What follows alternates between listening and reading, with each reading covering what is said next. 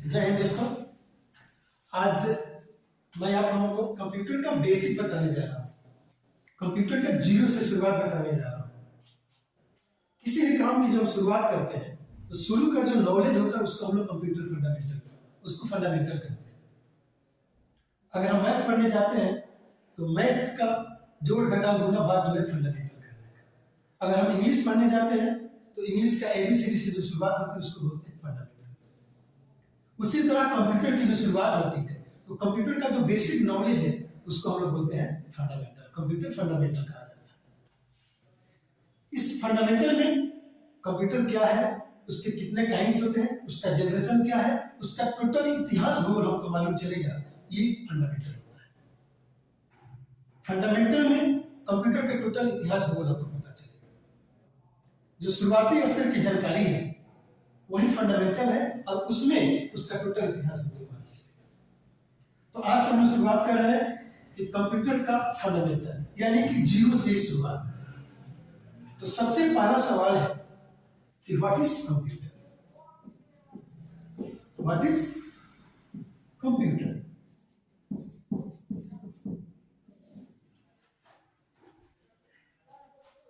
तो किसी भी चीज का परिभाषा अगर बनाना है, अगर उसके बारे में हिंदी या इंग्लिश में आपके दिमाग में है तो आप 2 लाइन, 10 लाइन, 20 लाइन, 50 लाइन की परिभाषा बना सकते हैं।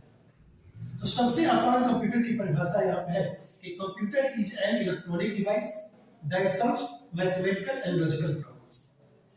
कंप्यूटर एक ऐसा इलेक्ट्रॉनिक मशीन है जो किसी भी प्रकार के मैथमेटिकल और लॉजिकल समस्या का क्या करता है, समाधान करता है। एक ऐसा इलेक्ट्रॉनिक मशीन जो मैथमेटिकल प्रॉब्लम्स हो या लॉजिकल प्रॉब्लम्स हो, हर प्रॉब्लम का समाधान करता है, वो कंप्यूटर का होता है।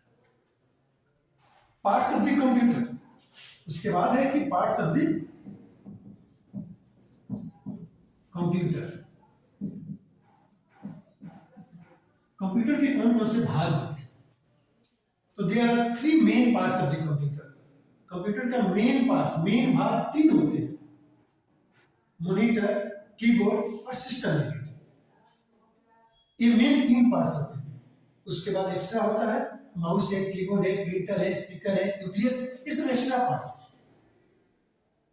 ये नहीं रहेगा कि इसके बिना काम आपका रुकेगा नहीं। लेकिन अगर सिस्टम यूनिट नहीं है तो आप कोई काम नहीं कर सकते हैं।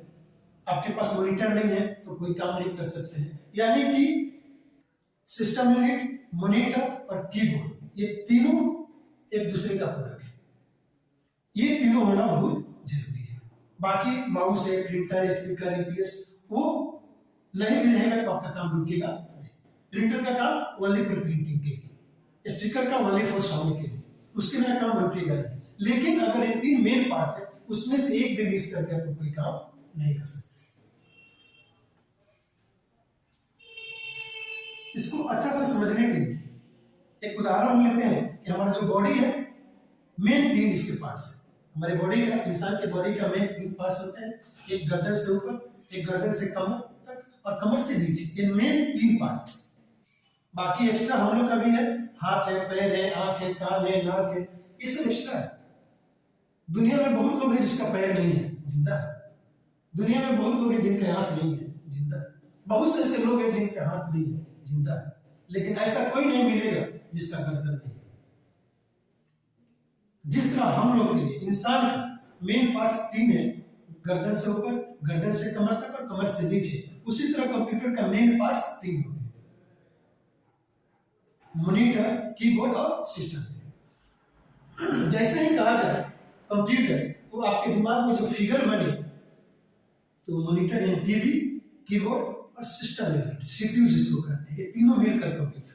तो जैसे कंप्यूटर कहा जाए तो केवल कंप्यूटर का मतलब टीवी नहीं, उसके साथ कीबोर्ड होना चाहिए, उसके साथ सिस्टम यूनिट होना चाहिए।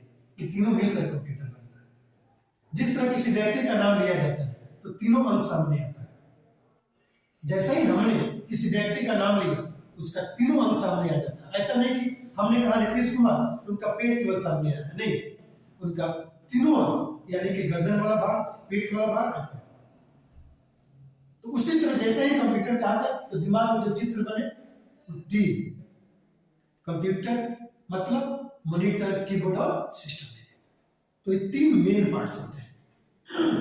उसके बाद है सिस्टम यूनिट। क्या है?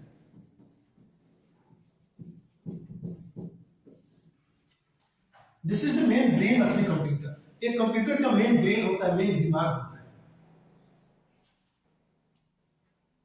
जितनी डाटा स्टोर होती है सब डाटा सिस्टम यूनिट। और इसके मेन 2 पार्ट है, 2 भागों में बटा होता है। एक होता है सीपीयू और एक होता है मेमोरी। सीपीयू को सेंट्रल प्रोसेसिंग यूनिट भी कहा जाता है और कहीं कहीं कंट्रोल प्रोसेसिंग यूनिट भी मिलेगा।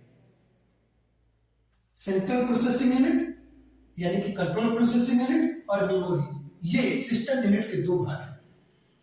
और सेंट्रल प्रोसेसिंग यूनिट को भी 2 भागों में बांटा गया है।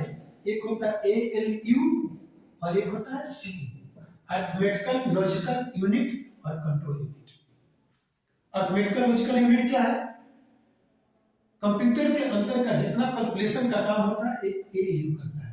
वो चाहे किसी भी प्रकार का कैलकुलेशन का काम है ये एएलयू करेगा। और कंट्रोल यूनिट पूरे प्रक्रिया को मैनेज करने का काम करता है कंट्रोल यूनिट। इसको समझने के लिए मान लीजिए कि कॉलेज है, तो कॉलेज में 2 लोग मेन हैं। एक होते हैं प्रिंसिपल और एक होते हैं क्लर्क। क्लर्क का काम है केवल हिसाब किताब करना और प्रिंसिपल का काम है कि प्यून से लेकर प्रोफेसर तक, लेक्चर तक सबको मैनेज करने का, सबको कंट्रोल करने का काम प्रिंसिपल करता है। तो एयू एज ए क्लर्क और सीयू एज ए प्रिंसिपल। समझने के लिए सबसे आसान है कि हम एयू को क्या समझेंगे, एक क्लर्क है, इनका काम है केवल हिसाब किताब करना। और सीयू का काम क्या है?